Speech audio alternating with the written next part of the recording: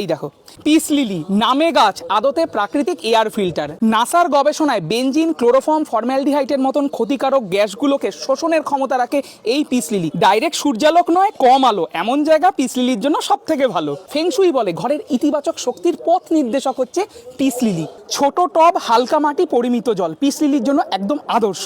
এই যে সাইড দিয়ে ব্রাঞ্চ বেরোচ্ছে, এগুলো ভেঙেও কিন্তু আবার নতুন চারা তৈরি করা সম্ভব। গাছ কিনে আনার সাথে সাথে পটিং কখনোই করবে না। বাড়িতে উঠোন আছে যেখানে ডাইরেক্ট সূর্যালোক পড়ে না, এই গাছটাকে 15 দিনের জন্য রেখে দাও। হ্যাঁ, জল দেবে মাঝে মাঝে। এত সুন্দর রুট তৈরি হয়েছে কারণ আমি উঠোনে গাছটাকে রেখেছিলাম। এবার এই গাছটার পটিং করব, যেখানে তোমরা বারবার ভুল করছো। পটিং মিডিয়ার মুখ্য উপাদান: 1 tub cocopeat, 1/2 tub leaf compost বা পাতা পচা, 1 টব গার্ডেন সয়েল।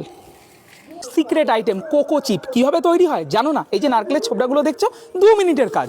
কাটার নেমে জাস্ট কাটতে থাকবে। শুধু পিস লিলি কেন, অ্যান্থোরিয়াম পয়েন্টসটিয়া স্নেক প্ল্যান্ট, তার মিডিয়ারও মুখ্য উপাদান এই কোকো চিপ। উপাদানগুলো ভালো করে মিশিয়ে নিতে হবে।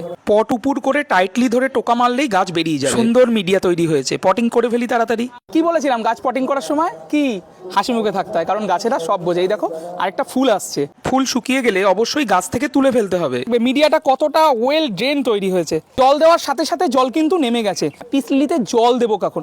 খুব কমন প্রশ্ন। হ্যাঁ, এই গাছ নিজেই তোমাদের সিগন্যাল দেবে। এই যে লম্বা দাঁড়িয়ে থাকা পাতাটা, জল কম পড়লে ঠিক নুয়ে যাবে, তখন গাছে জল দিও, তার আগে কিন্তু নয়। আমাদের এই সাবকন্টিনেন্টের ঘরের আর্দ্রতা বজায় রাখতে পিস লিলি গুরুত্বপূর্ণ ভূমিকা প্রদান করে। বাথরুমের জন্য কিন্তু একটা perfect choice plant peace lily. পাতা সবুজ রাখতে এপসম সল্ট বা ম্যাগনেসিয়াম সালফেট 1 লিটার জলে 1/2 গ্রাম প্রতি 15 দিন অন্তর। এছাড়া এনপিকে 19-19-19 বা 20-20-20 1 লিটার জলে 1 গ্রাম মাসে 2 বার তোমরা পাতাতে স্প্রে করতে পারো। সঠিক মিডিয়া, পরিমিত জল, হালকা আলো, এই 3টে দিলেই পিস লিলি তোমাকে বারবার সাদা ফুল ভরিয়ে দেবে। গাছের সঙ্গে থাকো, গাছেদের ভালো রাখো, তোমরা ভালো থাকবে। ভিডিওটা ভালো লাগলে অবশ্যই শেয়ার করে দিও, কারণ পিস লিলি প্রত্যেকের বাড়িতে থাকা উচিত। Thank you.